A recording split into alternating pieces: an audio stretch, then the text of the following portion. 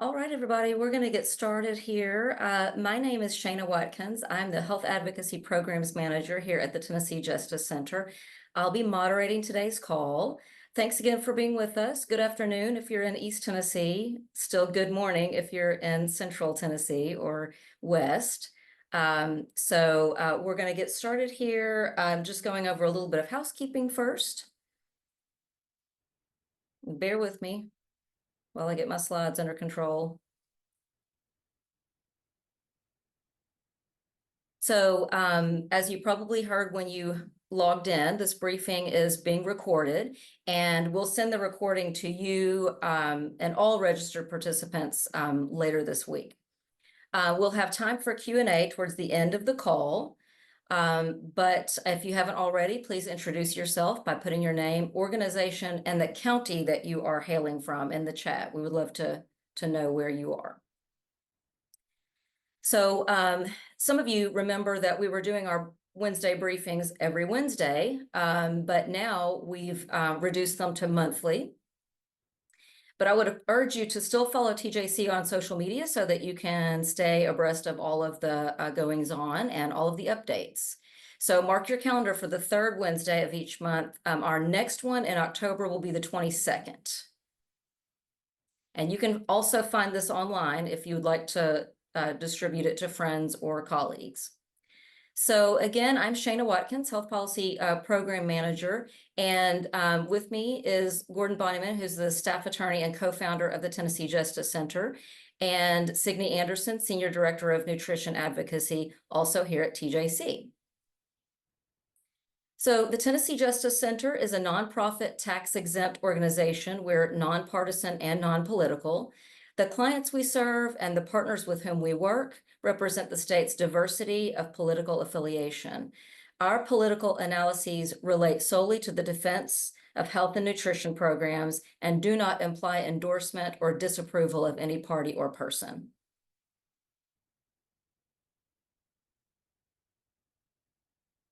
Okay, so Gordon, I think I am handing it over to you now.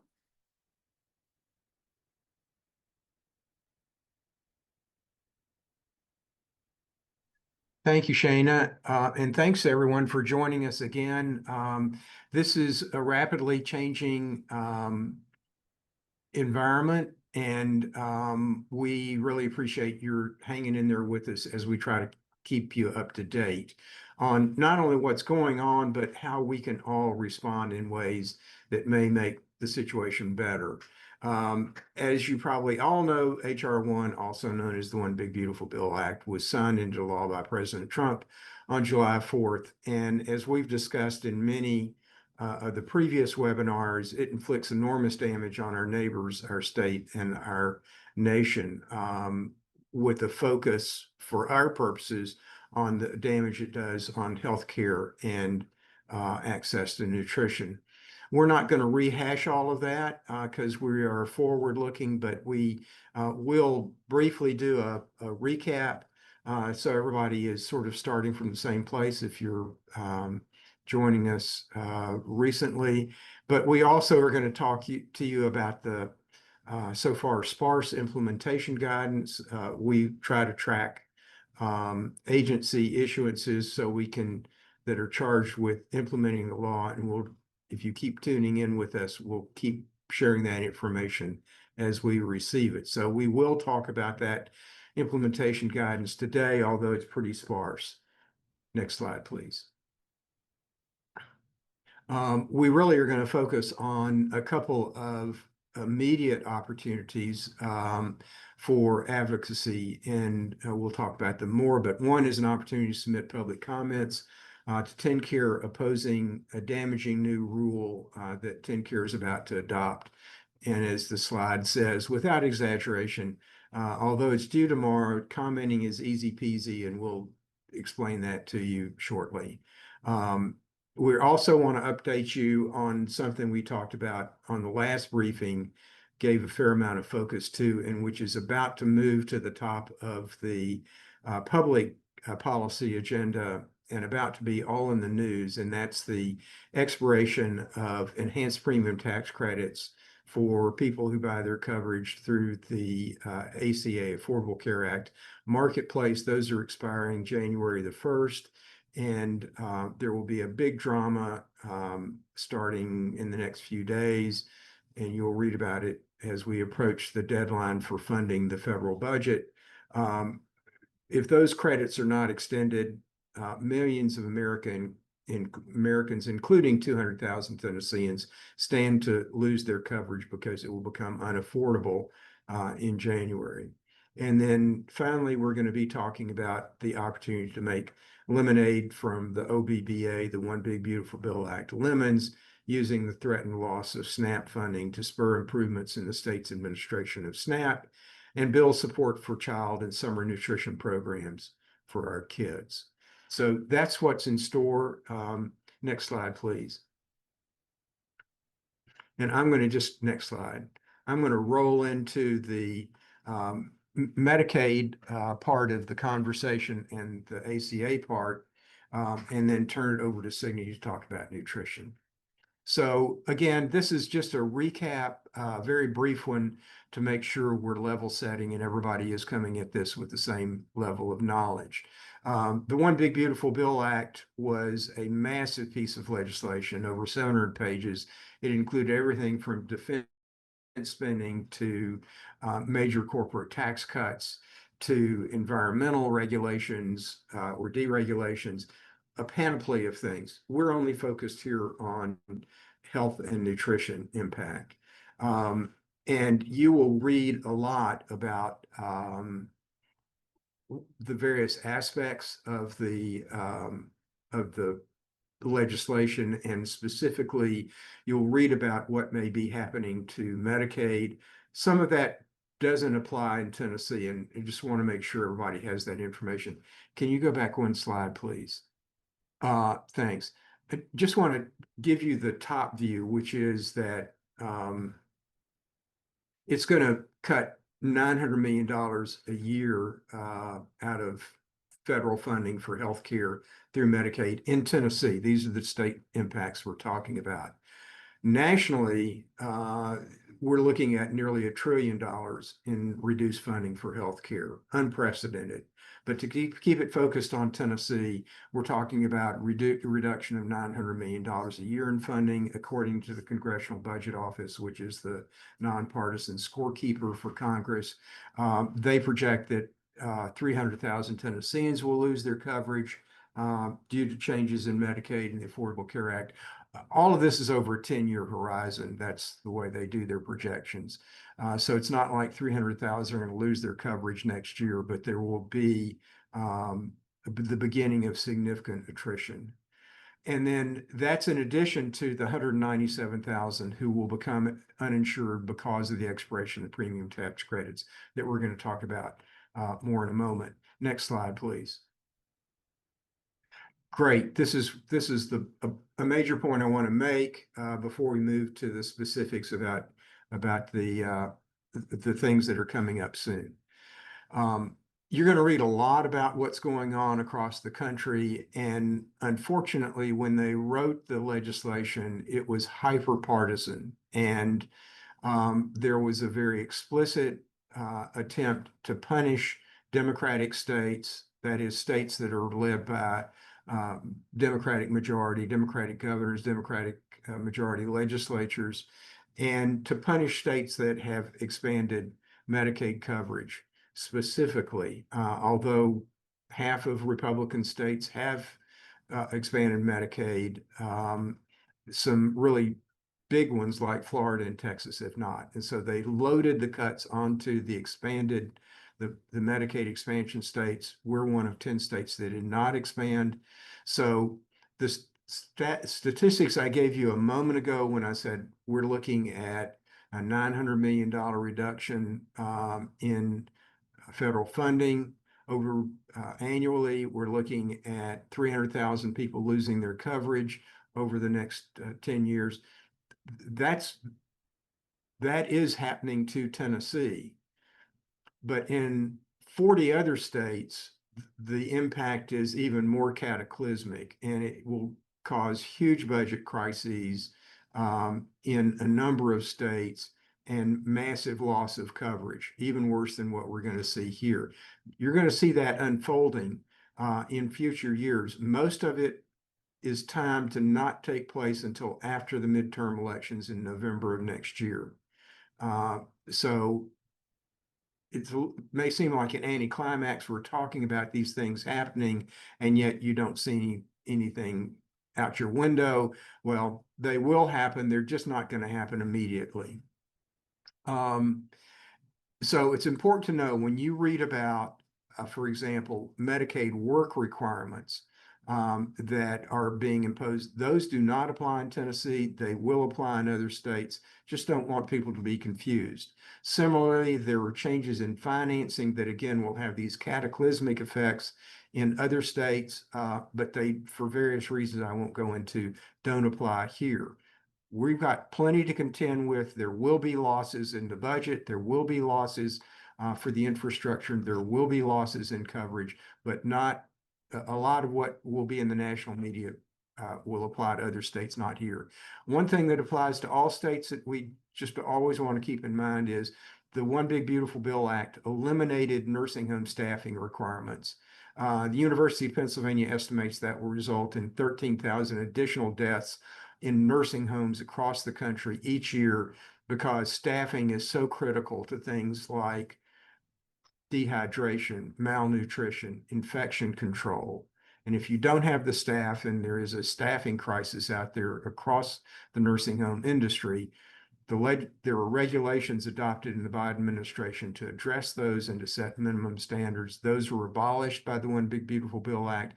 That applies right now and every day going forward in every state in the country. So again, just want people to be clear about what is unique to Tennessee or to other states and what is universal. Unfortunately, that one's universal. Next slide, please.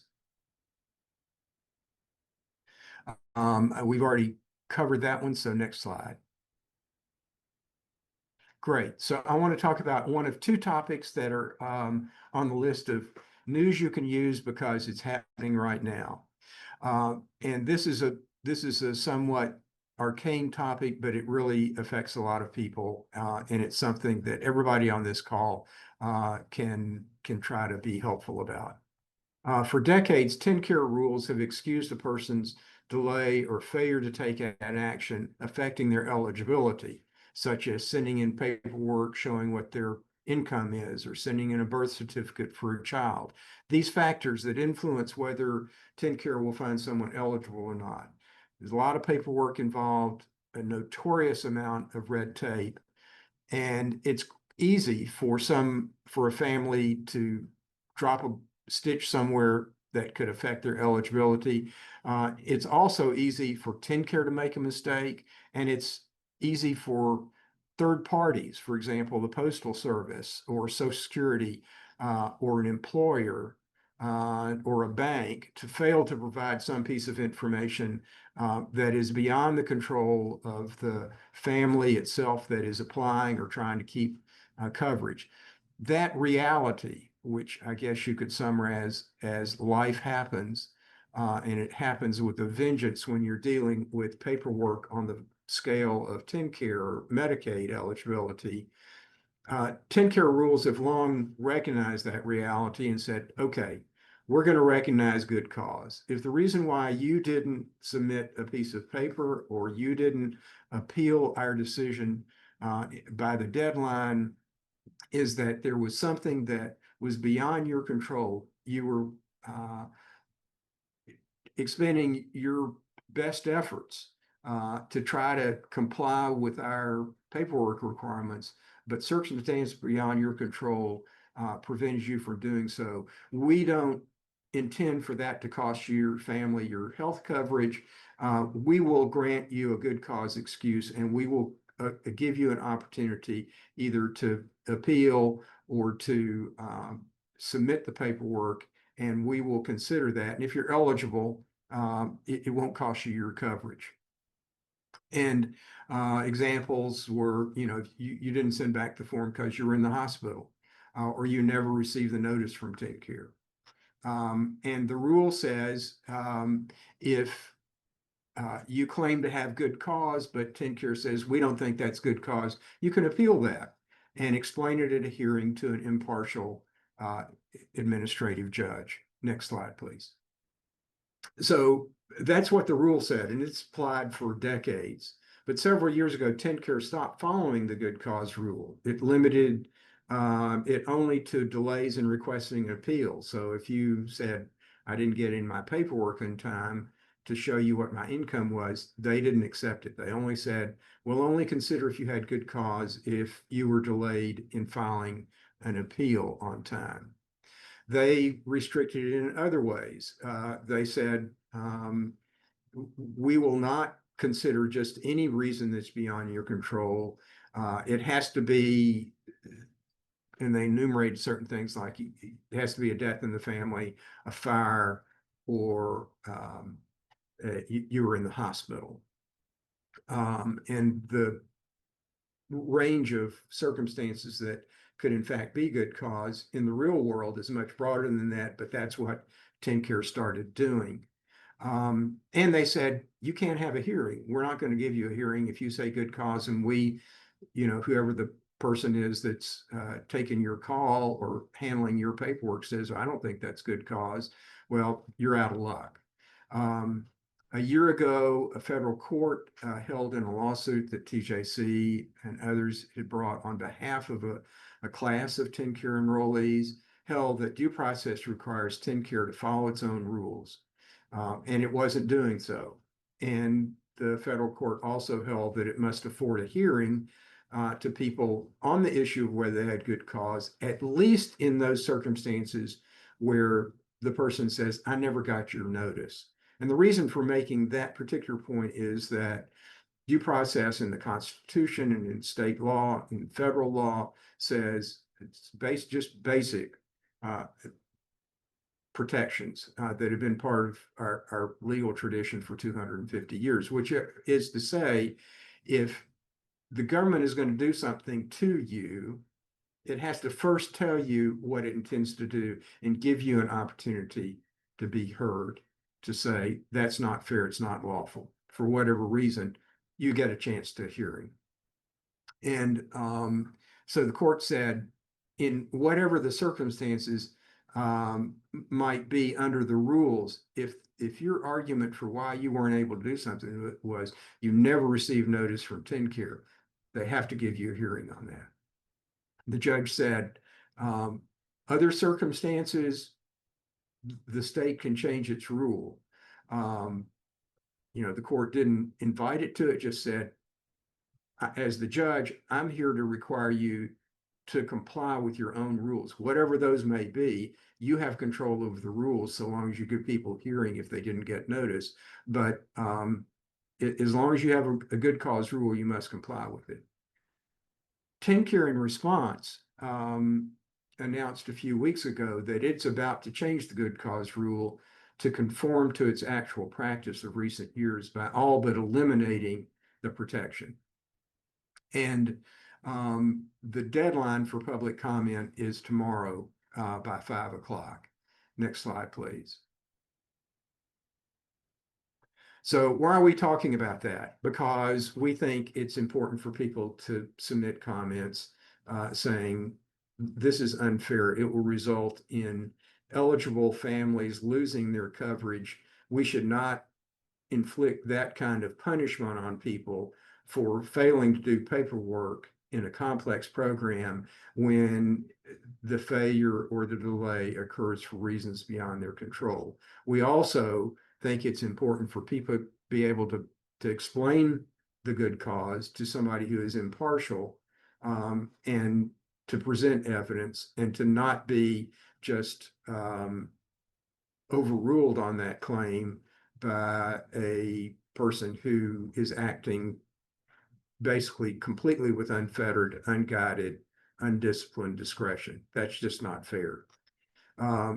Why does this matter? Why are we talking about it in the context of healthcare? It's because each month, TennCare goes through the redetermination of eligibility for some 100,000 people. who are currently on the program and another 100,000 who are applying. This is a program that the Supreme Court of the United States has described as, and I'm quoting, a morass of complexity that is almost unintelligible to the uninitiated. And so it's a very difficult program with a lot of paperwork. It's easy to mess up. It's easy for TennCare to mess up. It's easy for third parties to mess up. And the penalty shouldn't be that people lose their coverage as a result. And that will be the effect of the amendment that is now being considered. The current good cause rule is fair to all concerned. It doesn't give benefits to anybody who's not eligible. It only protects those families that are in fact eligible by requiring the state to consider their eligibility and overlook some untimeliness or delay or lapse that doesn't have anything to do with whether they in fact meet the eligibility criteria. So we are asking folks to submit comments tomorrow, particularly organizations that whether they are healthcare providers or social agencies that help people with TennCare, it's important that they write in from their experience and just make a record that may ultimately be reviewed by the courts. So we need a record to be made to explain why this will result in eligible people losing their coverage through no fault of their own and opposing it. It doesn't have to be a long treatise. And to make it easy peasy, we are putting a template in the chat, and you can go there and access it. And it's a Word document. You can open it, and just there are a couple of places where we ask you to insert a few sentences, and then you can send it off to this email address. So you don't have to use the template. We just want to be, as we say, easy peasy about it. So next slide, please. The other timely issue, and I don't want to hog all the time because I know there's nutrition to talk about, but if Sydney can bear with me and you all can bear with me a few more minutes, I want to talk about the other issue that's coming up that is upon us now. And that is that as we've discussed before, and I mentioned at the top of this presentation, 197,000 Tennesseans are estimated at risk of losing their coverage in January because once the enhanced premium tax credits expire December 31st, they will see their premiums, their insurance will just become unaffordable. Families on average are going to see their premiums more than double. And just to put that in context, there are about 600,000 Tennesseans right now getting their coverage through the Affordable Care Act's insurance marketplace, as it's known, and the great majority, over 95%, rely on tax credits to make that affordable. Without those credits, it's not. There is 3 years ago, at the beginning of the pandemic, Congress took the tax credits that already helped subsidize the coverage and recognizing that they didn't do the job, they didn't make coverage, they were not adequate to make coverage accessible to many middle and lower income families, working families. They adopted what were known as enhanced premium tax credits. Those are what about to expire. There will still be the underlying premium tax credits, but those are not going to be enough for about a third of the people on the program to be able to afford the coverage. So we're going to lose about 200,000 out of the 600,000 folks that now have coverage. Another 46,000 are just it's going to ruin their family budgets because of the increase. And they will hang on simply because they have chronic illness and they have to put health coverage ahead of other necessities.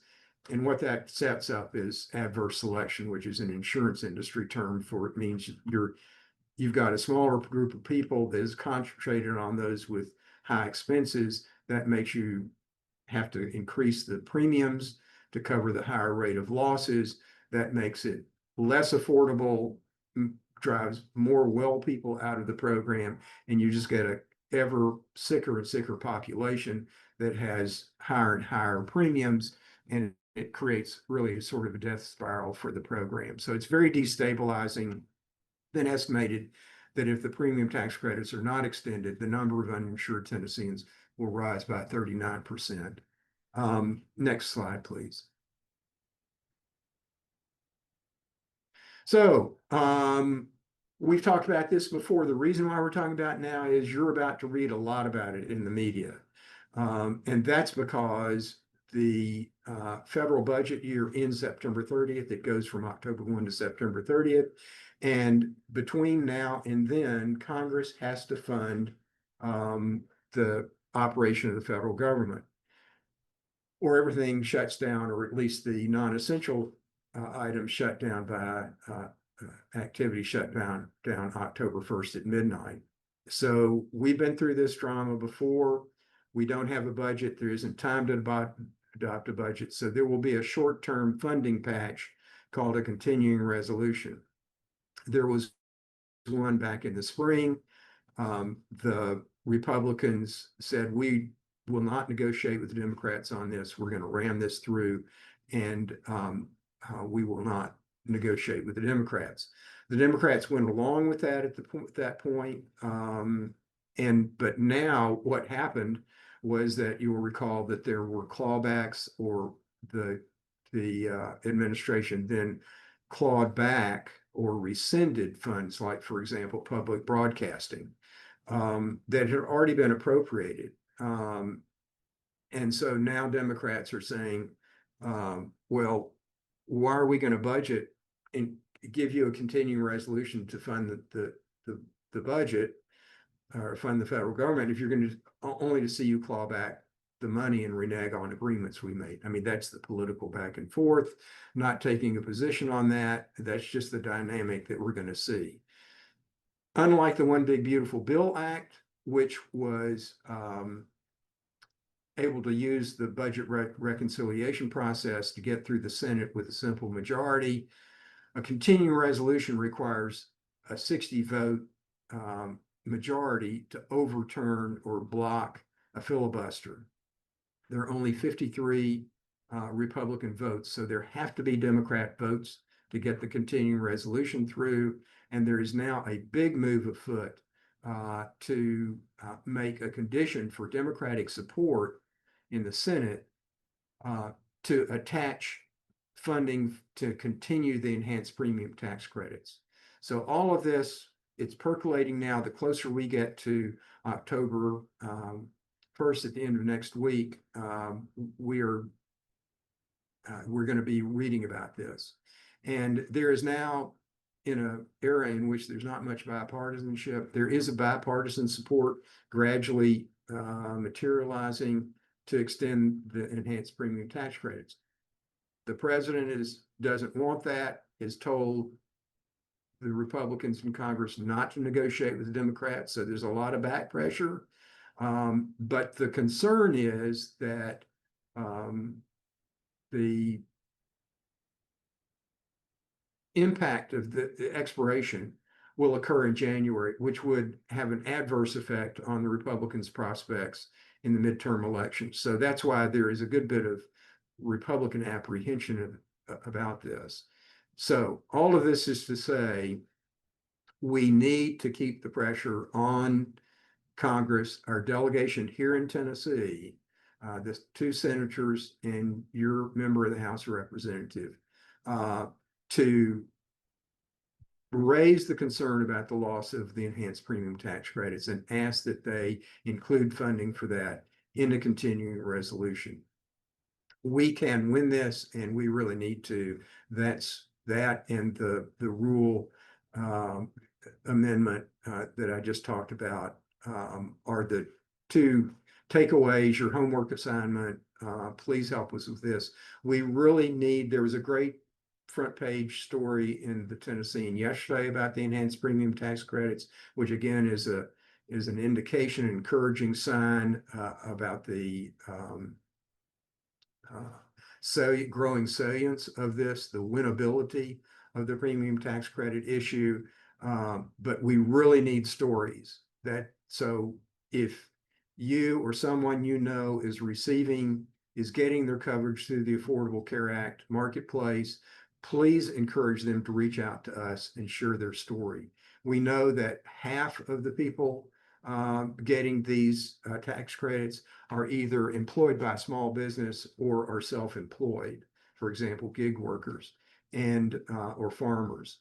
And these are part of the Republican base, and we really need to let our representatives know that the expiration of these premium tax credits will support their vote, will undermine coverage for their voters. So if you have a story, please share it with us. And at this point, I'm going to give it back to Shana, which I gather from just glancing at the chats as we've been wrestling with the technology, and to the extent that I've been part of that, which the problem, which I usually am when it comes to technology, my apologies. But let me turn it over at this point to Signe to talk about nutrition.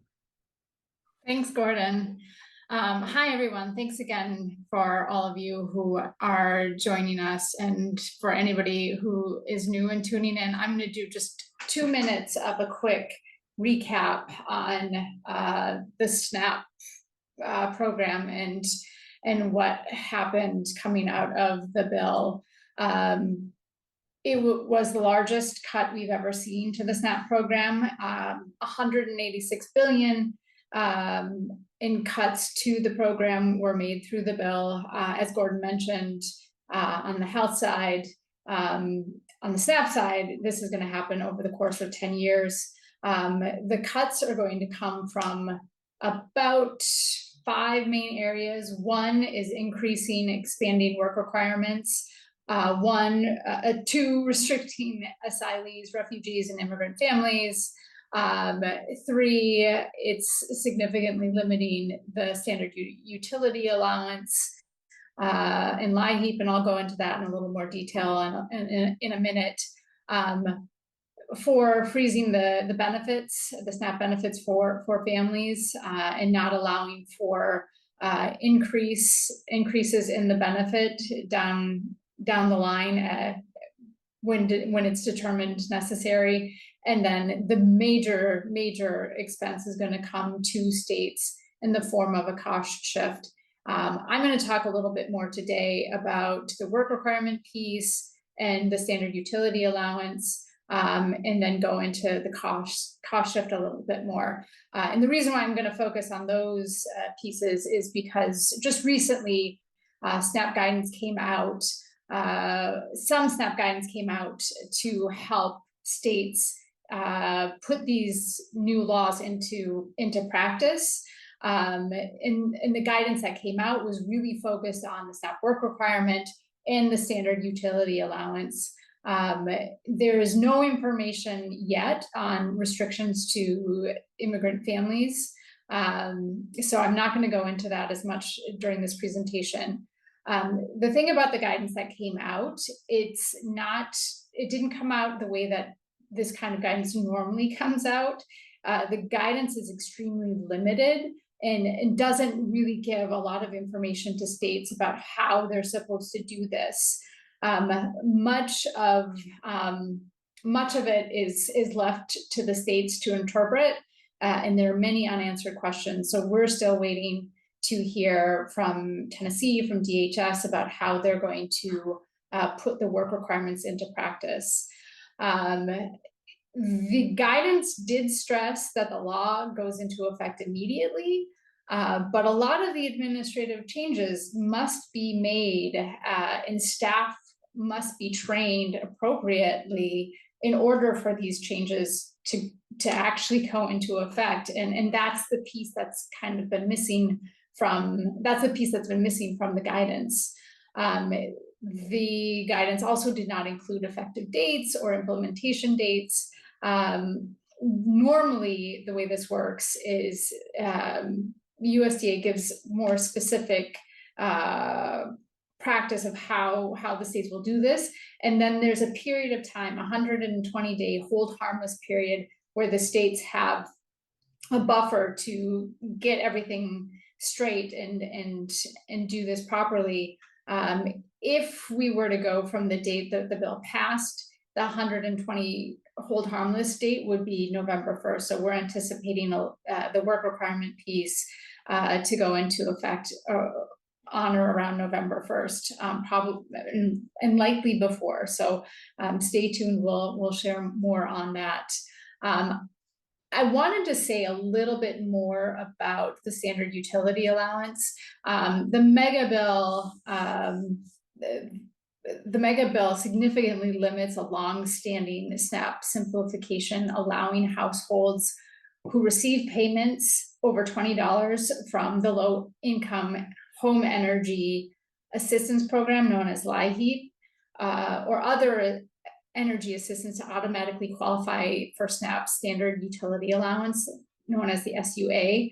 In qualifying for an SUA can increase the SNAP allotment. So because they've messed with this, it will have implications on who can get the standard utility allowance, limiting it to just seniors with an elderly or disabled member who can qualify for the SUA. And it now puts a lot more administrative burden on families to submit information about this. And it also puts a lot more administrative barrier on the state to process all of this. So just very basically, it is going to reduce the SNAP benefit amount for people who can't produce this paperwork. Across the board, CBO estimates that about 600,000 households will lose roughly $100 per month on average due to this provision. So that's money that families can't afford to lose because it means they have that much less to pay for food. And on the work requirement piece, we are concerned that there's not enough guidance for a lot of new folks who haven't had to deal with a waiver in the past or have had to meet a work requirement in the past, are now going to have to figure out how to prove that they're working or prove that they're waived from the work requirement. So we're going to see older Americans, families with children, veterans, houseless individuals, people aging out of foster care that need to figure out how to navigate the work requirement and produce paperwork. Again, not just a hurdle for families, but also a hurdle for the state. And it creates a lot more opportunity for the state to make errors. And I'm going to go a little bit more into the error rate and the state cost on the next slide. All right, so this is the other piece that I think is really important for us to be talking about, and for folks on the line to be talking to their legislators about. The largest cuts that we're going to see to the SNAP program are shifts in the cost of the program. The first being on October 1st in 2026, the administrative cost is going to go up significantly for the state. It's always been a 50-50% partnership between the states and the federal government.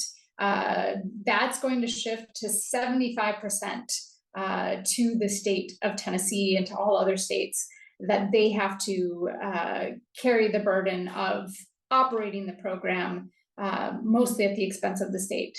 And 75% factors just from past state administrative costs. We're looking at an upward of $67 million added to the Tennessee state budget.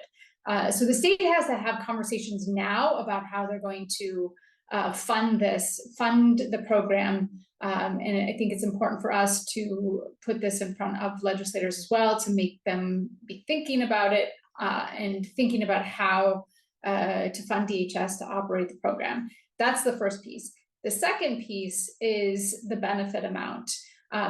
We have never had to pay for the SNAP benefit amount. The state has never been responsible for the benefit amount. That's always been the federal government sending funds to states to go directly onto SNAP cards. Now, depending on the state's error rate, we could pay as much as 15% of that. And Tennessee has seen high error rates. And just a quick clarification on error rates, and I think I'm going to go into it on the next slide, but before we leave this slide, error rates are based on the state's ability to process a SNAP case. And if they have determined somebody's benefit amount to be too high and they're paying folks too much, or if the state determines their benefit is too low and they're paying an individual, a household, not enough SNAP benefit, the state gets dinged for that. That's an error. So anytime the state does not determine the eligibility rate, the SNAP benefit amount, just right, they get an error for that, and that counts against us. And so the higher our error rate is, the more the state's going to have to pay in benefits. And just based on past error rates, we could be talking up to 240 million if we have a high error rate, or for current levels, we're currently at about a 10% error rate. That's $161 million that the state has to come up in addition to the administrative costs.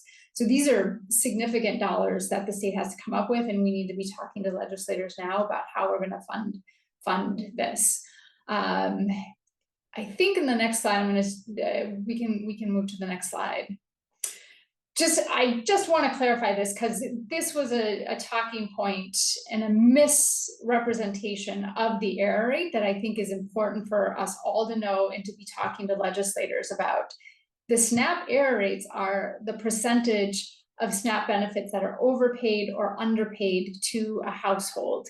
It has nothing to do with fraud. It's all about the state agency and their ability to process a case. Error rates measure mistakes made by the state agency caseworker. They do not measure fraud. The fiscal penalties already exist for states with high payment error rates, and Tennessee has been subject to those error rates those penalties because of our past error rates. So this just piles on, the passing of this bill piles on to the existing penalties that exist for a state. So really important to talk to legislators now. I'm happy to talk to folks who want more information on how to communicate this to their legislators. But they're going to be factoring their budgets, the future budgets for 2026 and 2027 now. So we want to start these conversations today. So happy to talk more to folks about that. And then I think my last slide, you can go to the next slide, is talking about the budget resolution. Gordon brought this up, and I just wanted to share a piece on the nutrition side. With the budget resolution and the 2026 budget, we are very focused on the WIC program, which provides benefits for women, infants, and children.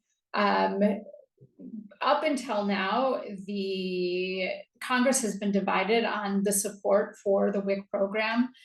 We have a letter prepared for folks who are willing and able to reach out to their legislators to urge them to fully fund the WIC program.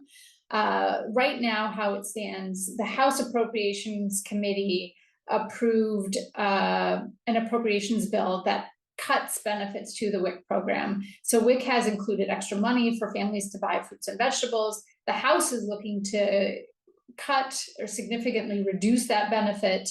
And they're also looking to not fully fund the program. And that has major implications for WIC. It has major implications for Tennessee. Tennessee has been doing excellent work as far as reaching more people with WIC. We've been consistently increasing our reach of the WIC program. And if we do that, if the House version wins out, that could that could set us back in Tennessee and see fewer people, fewer families being able to be processed through the WIC program. We want the Senate version to be passed and supported. The Senate bill fully funds WIC, and they passed their version of the bill out of appropriations, and it provides 8.2 million for WIC. It would help support the projected caseloads, and support the state's WIC program, and leaves room for inflation adjustments, and provides support for the fruits and vegetable, the CVB benefit, giving families continued support to buy healthy food. There has been some positive messaging coming out of the White House. The White House Office of Management and Budget, the OMB, has requested WIC funding to support the program. So we're hopeful that this is a good sign, but we don't want to sit back and just hope that that's the case. So we're asking folks to reach out and just let their legislators know that we need to fully fund WIC in the next budget resolution.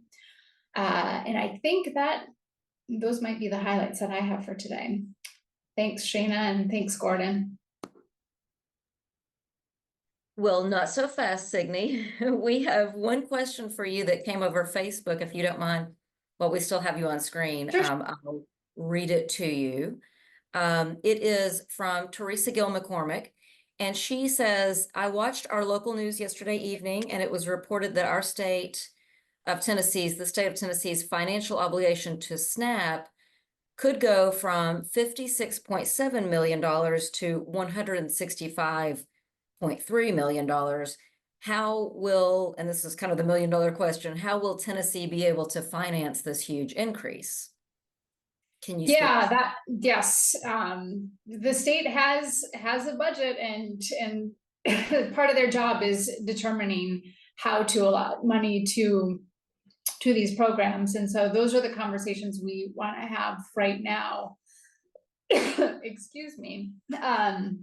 So yeah, they have to come up with funding that they've never had to come up with before.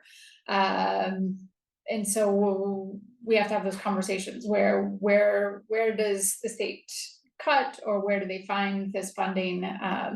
So like Shayna said, it's kind of the $1 million question right now. But we want to make sure that they find the funding for this, because we want families to be supported. Signe, one more question about WIC. This is in the Q&A from an anonymous attendee. When will we know if the House has approved their version of the bill? Thinking about WIC in particular. So those conversations are going on right now. The deadline for the continuing resolution is, excuse me, September 30th. So in the next month is when these decisions will be made. So reach out to your legislators now. And if I can just, if I can add to that, I would just note that there is there's a lot of talk about whether there will be a quote clean CR continuing resolution or not. So Democrats and some Republicans are advocating to add things to the continuing resolution. For example, typically the continuing resolution should say whatever we're currently spending, it's status quo temporarily until we get to a future funding decision. But there's an effort, because it has to pass, to use the leverage of its required passage to add, for example, the extension of the enhanced premium tax credits in return for the Democrats' vote, or some Republicans' vote in favor of continuing resolution. The president and the leadership in this, the Republican leadership in the Senate, are currently saying, no deal, just a clean, quote, clean continuing resolution with no conditions for a couple of months. And so it could be that this all plays out in the middle of the night next week or in the next 10 days as we approach the deadline. It's also possible that they could punt it for another couple of months downstream, and this drama will then play out in November or December. If I can just add a point about the enhanced premium tax credits. The reason why there's a lot of pressure, and we need to maintain the pressure on Congress not to just send this, kick the can down the road, is that enrollment for the Affordable Care Act plans through the marketplace opens November the 1st. And between now and then, insurance companies are setting their rates. And so if they wait until November or December, even if they extend the enhanced premium tax credits beyond January 1st, then it will already have messed a lot of people up, because they'll get sticker shock when they go to the marketplace November 1st to re-enroll, continue their coverage, or new people come to enroll and seek coverage. They're going to be hit with these enormous premiums, and they're just going to walk away because they can't afford them. And by the time Congress gets around to extending the enhanced premium tax credits later in the year, those people are already lost. They won't come back. And the insurance companies may bail at that point. There are insurance companies there are some indications that in some states, insurance companies are looking at all this and just saying, this is too unstable. We're not going to play. You can't buy coverage through the marketplace from our company. So this is something where delay beyond October the 1st is really not going to work very well for people's coverage. Just wanted to add that in about the continuing resolution.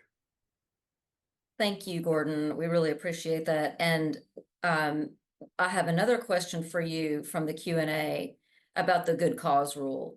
So the question is from an anonymous attendee: does the good cause rule apply to how hospitals apply for TennCare for those patients who would receive institutional Medicaid after having been hospitalized a certain length of time?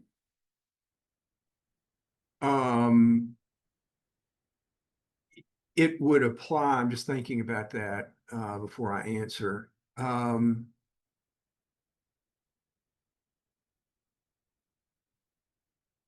It would apply. It really would not. I don't think it would affect those applications. And if the person wants to get in touch with us offline, we can talk about, there's another whole set of technical issues about applications for institutional Medicaid that the person needs to know about, that we'd be glad to discuss. But I think the short answer here is no.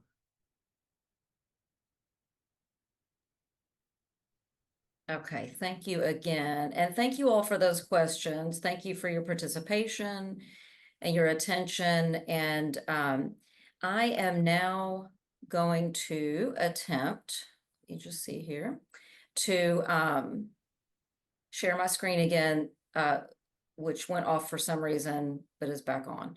So what you'll see here, if it's working correctly, is and we linked this in the chat.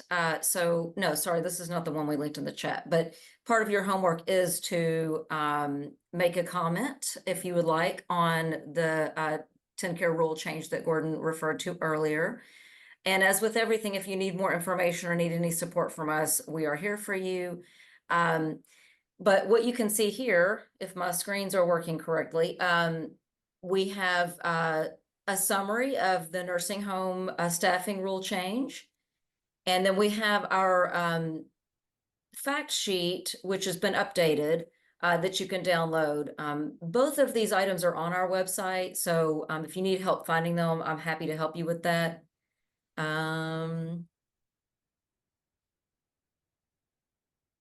But of course, as we've talked about, what to focus on now is get your organization to submit comment to the good cause rule change. Spread the word about the urgent need to extend the enhanced premium tax credits. That's paramount right now.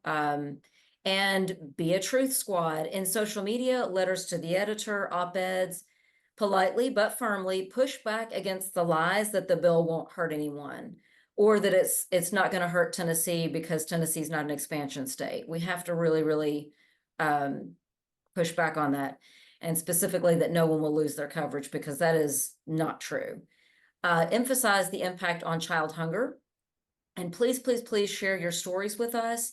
If you or any of your clients have stories about their marketplace coverage, their experience with marketplace coverage, and certainly their experience with enhanced premium tax credits, those would be very, very valuable right now. And it is pretty urgent. So if your clients or you need help in sharing those stories, please reach out to me. We have a great storytelling team, story collection team, and we can handle it respectfully and quickly. Okay, so we did Q&A. Remember your calls to action. And certainly if you have questions that you would like us to address on the next briefing, send those in to us too, please. Shana, can I add something here? Absolutely. At the risk of poaching on Signy's territory, the concerns that were discussed about the shifting of costs for SNAP over to the state budget is very frightening. We need to make sure the political will is there to cover these additional costs. At the same time, there's an opportunity here, and that is it's an opportunity to pressure the legislature and DHS to correct some of the administrative problems in DHS to improve our state's performance, because these heavy penalties for overpayments are going to really it's one thing to absorb a $77 million administrative shift. It's another if we get hit with a $250 million penalty for overpayments. And that's an opportunity to say, look, this has to do with improving the performance and the experience of beneficiaries. But the other thing, it's also, at the end of the day, they're still cutting back on SNAP, and that's an opportunity to emphasize the importance of school meals and summer nutrition programs. And I just want to put in a plug for the work that the nutrition team is doing on that. Don't let a crisis go to waste. If you're losing funding on SNAP, that's more reason for SNAP, for communities, for the legislature, for the state government to say, well, if there are these other nutrition programs there that will alleviate hunger among children, let's not let those go to waste. Thanks, Gordon. And we have lots of resources on getting the state to fund summer EBT, and happy to share those out too. And lots of calls coming up too for folks to join us if they're interested in digging into that. Thanks. Go ahead, Gordon. I was just going to say, we've gotten a message from our great comms team to make sure that we mention the Medicaid boot camp that's coming up. For those of you on this call who just can never get too much Medicaid, Arcania, and somehow enjoy, or if you don't enjoy, at least feel an obligation to know the latest happening on Medicaid, so that you can help yourself or your family members, or your if you're with an organization, your patients or your clients. Please be sure to join our boot camp. There will be information on that in the materials that we send out. It's all you can stand to learn about the latest affecting Medicaid eligibility and coverage. Thank you, Gordon, and thank you, Signy. Thanks, Comms. Thanks, Jane. I know you're there too. And thank you all for attending. Our website is a wealth of information and support. And all of our events are located there too. So you can find out more about the Medicaid Bootcamp and lots of other stuff. Thanks for the hand claps, you all, and the participation. We really appreciate it. Thank you very much, and have a wonderful rest of your week.